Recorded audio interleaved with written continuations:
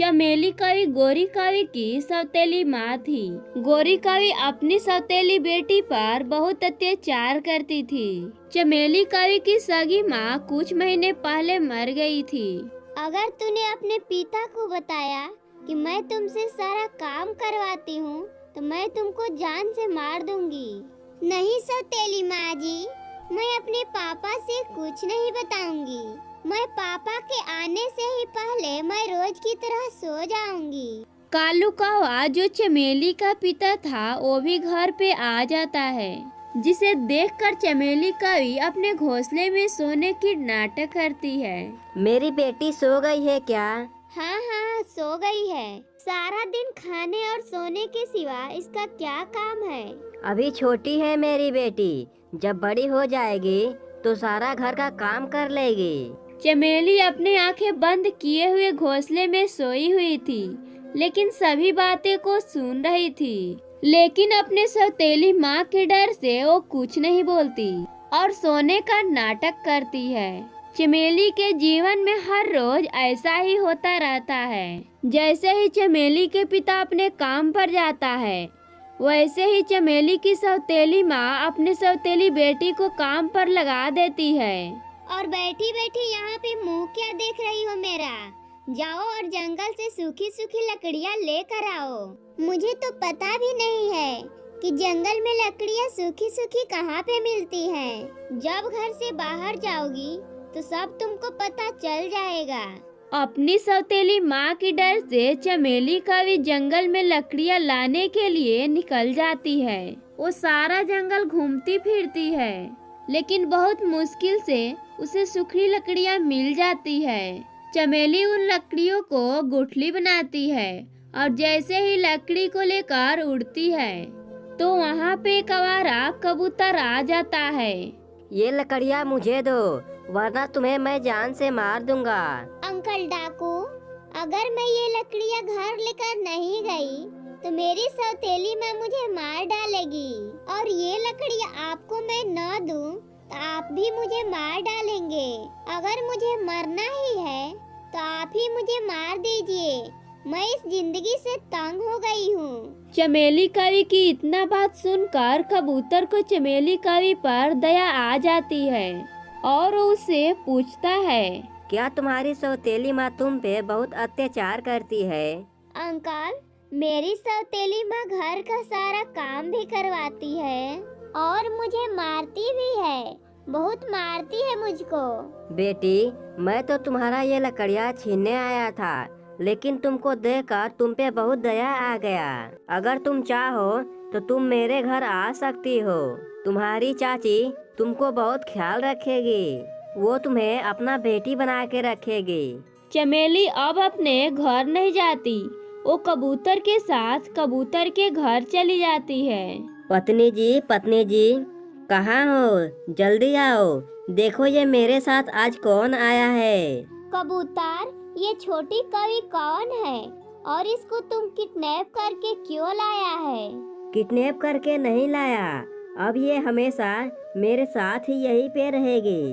पहली बार जिंदगी में मैंने कोई अच्छा काम किया है। मेरी सौतेली माँ मुझे बहुत मारती है, इसलिए अंकल डाकू ने अपने घर लाया है। ये मुझे जंगल में मिली थी, ये बेचारी बहुत ही परेशान थी। फिर कबूतर की पत्नी कबूतरी चमेली कवि को अपने गले से लगा लेती है। अब मेरी बेटी बनकर मेरे साथ रहोगी, तुम चिंता मत करना, यहाँ आपको सब कुछ मिलेगा। जब शाम को कालू कौवा अपने घर आता है तो चमेली को घोंसले में न देखकर अपनी पत्नी गोरी कवि से पूछता है, मेरी बेटी कहाँ है? उसकी पत्नी रोने का नाटक करते हुए कहती है, वो सुबह से बाहर गई है, अभी तक घर नहीं आई। उसको मैंने बहुत ढूंढा, लेकिन वो कहीं नहीं मिली। बेटी, मेरी बेटी, तुम कहाँ चली गई हो? मैं अपनी बेटी को अब कैसे ढूंढूंगा? कालू कौवा ऐसे ही रोने लग जाता है। ऐसे ही कुछ दिन गुजर जाते हैं। कबूतर डाकू के परिवार के साथ चमेली कवि खुशी खुशी अपना जीवन बिताने लगती है। रंग बिरंगे एक पक्षियों से भरा शांत जंगल में कबूतर और उसकी पत्नी टोनी चिड़िया अपने बच्चों का देखभाल कर रहे होते हैं। टोनी चिड़िया 3 अंडे देती है, जिसमें से प्यारी प्यारी 3 चिड़ियाएं निकलती हैं, जिन पक्षियों का नाम था एक भूरी चिड़िया, एक रानी चिड़िया और एक टुनटुनी चिड़िया। टोनी, टुनटुनी के साथ कुछ गड़बड़ है। इसके पंखों को देखो, ज्यादा जरूरत से छोटे लग रहे हैं। हाँ जी, टुनटुनी का पंख बहुत ही कमजोर है, वो ऐसे ही कैसे उड़ पाएगी। चिंतित माता पिता अपने पड़ोसियों से सलाह लेते हैं। मैं अफवाहें सुनी है, एक चील चिड़िए के बच्चों की तलाश में जंगल में घूम रहा है। हाँ हाँ कबूतर, मैं भी सुनी हूँ कि जंगल में एक चील आ रहा है और कमजोर पक्षियों को खा जा रहा है। हाँ हाँ, हमें सभी पक्षियों को सावधान कर देना चाहिए, नहीं तो चील किसी को भी मार कर खा सकता है। उस खबर को सुनकर कबूतर और उसकी पत्नी टोनी चिड़िया अपने तीनों बच्चों को इकट्ठा कर लेते हैं। हमें कुछ करना होगा टोनी, हमारे बच्चे खतरे में हैं। इससे पहले कि चील हमारे पास आए, हमें अपने बच्चों की सुरक्षा कर लेना चाहिए। हमारा परिवार खतरे में हो सकता है। हम अपने बच्चे को कुछ नहीं होने देंगे, लेकिन करे तो क्या करे। चिंता मत करो पापा, मैं उड़ सकती हूँ। हाँ पापा, मैं भी उड़ सकती हूँ। मेरी चिंता मत कीजिए पापा, मैं भी उड़ूंगी। एक दिन मैं पूरे आसमान में उड़ूंगी, सबसे ऊंचा उड़ूंगी। सारे पक्षी आपस में मिलकर विचार करते हैं और कौवे से मदद मांगते हैं। मेरे पास एक योजना है। उस चील को चकमा देकर मैं उसे भ्रम में डाल दूंगा और मैं उसे बता दूंगा कि इस जंगल के पक्षियों पर हमला करना ठीक नहीं है, लेकिन मैं ज्यादा समय तक नहीं कर पाऊंगा। वह चील जंगल में चक्कर लगाते लगाते आ जाता है। मेरा नाम है लक्का और शिकार तो करेंगे पक्का। मैं पक्षी हूँ बहुत अकलमंद, मुझे आ रही है पंखों की बहुत गंध। कालू कौवा अपना अकल दिखाने के लिए चील के पास आता है। अरे नहीं चील महाराज, इस जंगल में बहुत भूत प्रेत रहते हैं। तुम चले जाओ यहाँ से, चले जाओ, नहीं तो वो आकर तुमको खा जाएंगे। अब मैं कैसे करूँगा चिकन डिनर, लेकिन हम इस जंगल के पक्षियों को जरूर खाऊंगा। फिर से बहुत जल्दी आऊँगा। ये बोलकर लक्का चील वहाँ से चला जाता है। सारे पक्षी लक्का चील के जाने से बहुत खुश होते हैं और अपने जीत का जश्न मनाते हैं। धन्यवाद कालू, जो कि आपने मेरे बच्चे को बचा लिया। यह तो कुछ नहीं है टोनी, अभी तो खतरा आने वाला है। चील कभी भी इस जंगल में आ सकता है।